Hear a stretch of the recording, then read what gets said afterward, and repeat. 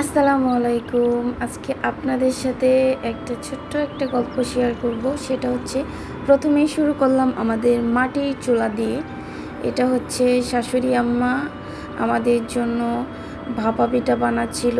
এটা কার এলাকায় কী নাম সেটা আমি জানি না, তবে আমরা এটাকে ভাপা পিঠা বলে ডাকি। আমাদের এলাকায় এটাকে ভাপা পিঠা বলে। তো আমাদের জন্য ভাপা পিঠা বানাচ্ছে।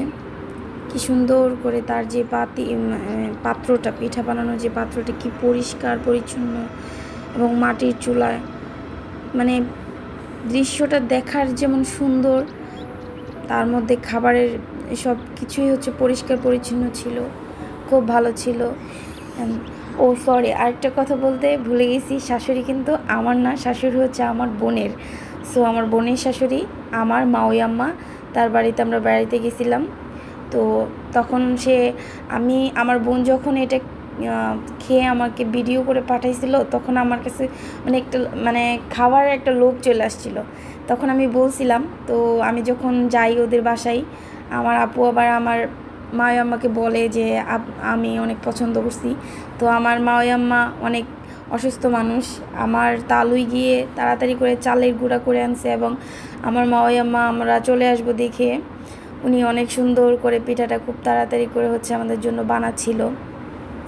এবং পিঠাটার একটা ইন্টারেস্টিং ব্যাপার হচ্ছে, আমরা সচরাচর দেখি যে যখন আমরা মিঠাই দিয়ে বানাই বা গুড় দিয়ে বানাই, সেটা হচ্ছে এক লেয়ার দেওয়া হয়।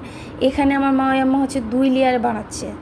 মানে একবার তো হচ্ছে চালের গুঁড়া দিল, তারপর হচ্ছে নারকেল দিছে, তারপর গুড় দিল, আবার এখানে উপরে চালের গুঁড়া দিয়ে, আবার নারকেল কুড়ানো গুড় দিয়ে, হ্যাঁ, এটাকে আবার উপর দিয়ে চালের গুঁড়া দিয়ে লেয়ার করে তারপর হচ্ছে কমপ্লিট করবে। তার মানে হচ্ছে এটা 2টা লেয়ারই করলো।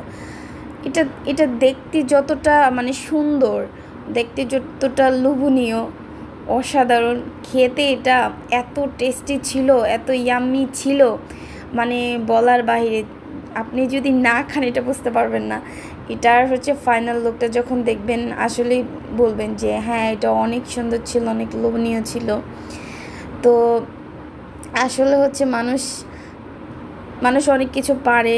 এবং আমার মাওই আম্মা দেখতে একটু কালো, বাট তার সব কিছু এত পরিষ্কার পরিচ্ছন্ন ছিল, তার ভালোবাসাটা এত সুন্দর ছিল। হ্যাঁ, আমাদের জন্য ভালোবেসে এত আদর আপ্যায়ন করলো। তো আমার মাওই আম্মার জন্য সবাই দোয়া করবেন, আমাদের জন্য সবাই দোয়া করবেন। সো আজকের জন্য এতটুকুই। সবাই ভালো থাকবেন, সুস্থ থাকবেন, এবং কে কার আজকের জন্য এতটুকুই। আল্লাহ হাফিজ, টাটা।